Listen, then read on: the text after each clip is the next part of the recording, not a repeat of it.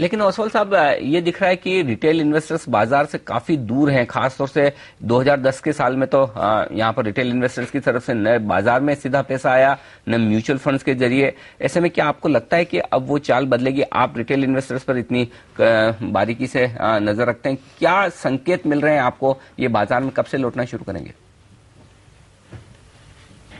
देखिए, एक बहुत बड़ा कंसर्न है रिटेल इन्वेस्टर्स का, लेकिन एक चीज अपने को ध्यान में रखना चाहिए कि जब जब मार्केट में बहुत ज्यादा वॉलिटिलिटी रहती है, आई थिंक रिटेल इन्वेस्टर थोड़ा सा एक डर सा जाता है और विड्रॉ कर लेता है मार्केट से। सो आपने देखेंगे कि अगले 3-4 साल में मार्केट में बहुत सारी वॉलिटिलिटी उठी है। एक लास्ट ईयर में हमने इतना वॉलिटिलिटी नहीं देखा, लेकिन आप 2008 का फॉल देखिए, 2009 का वापस इतना बड़ा राइज देखिए, 2010 थोड़ा स्टेबल था। तो मुझे लगता है कि अगर बाजार में स्टेबिलिटी रहती है, बहुत ज्यादा वॉलिटिलिटी नहीं रहती है, तो रिटेल इन्वेस्टर्स डेफिनेटली यहाँ पर आएगा, क्योंकि इतने ऑप्शंस नहीं हैं इन्वेस्टमेंट के लिए।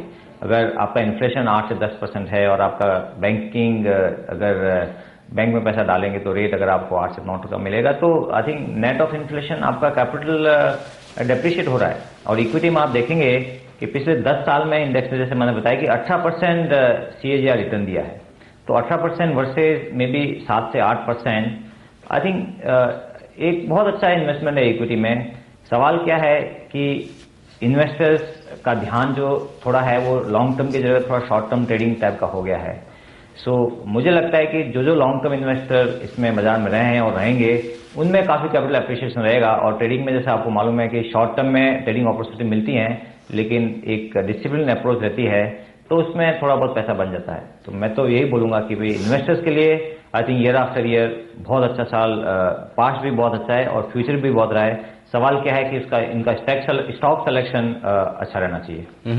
ओसवाल साहब, पिछले साल हमने नए हाइस के या यूं कहें कि पुराने हाइस के आसपास पहुंचकर वहां से एक करेक्शन देखा।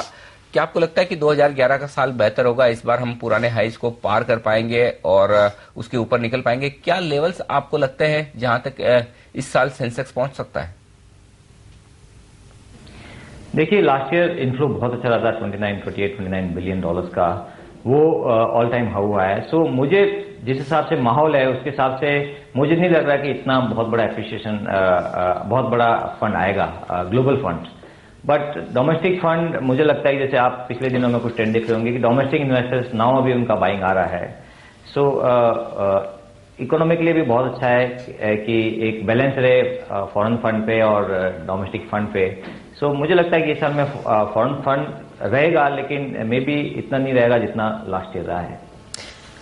मिस्टर ओसवाल, क्योंकि आप उम्मीद करें कि यहाँ से बाजार की चाल और मजबूत रहेगी और निवेशक जुड़ेंगे, कितना आपको लग रहा है उससे ब्रोकिंग इंडस्ट्रीज, जो इंडस्ट्री से आप जुड़े हुए हैं, उसको फायदा मिलेगा? कितनी ग्रोथ की आप उम्मीद कर रहे हैं और कितने नए क्लाइंट्स आपको लगता है आप जोड़ पाएंगे?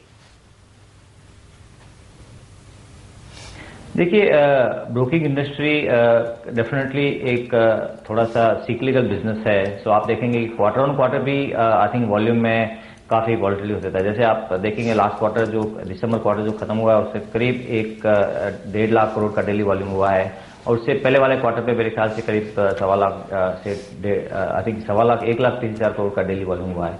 So quarter on quarter market volume बढ़ा है, लेकिन सबसे बड़ा एक जो चिंता का जो मेरे को कारण दिखता है कि डिलीवरी वॉल्यूम्स और कैश मार्केट में टर्नओवर आप देखेंगे तो काफी कम हो रहा है।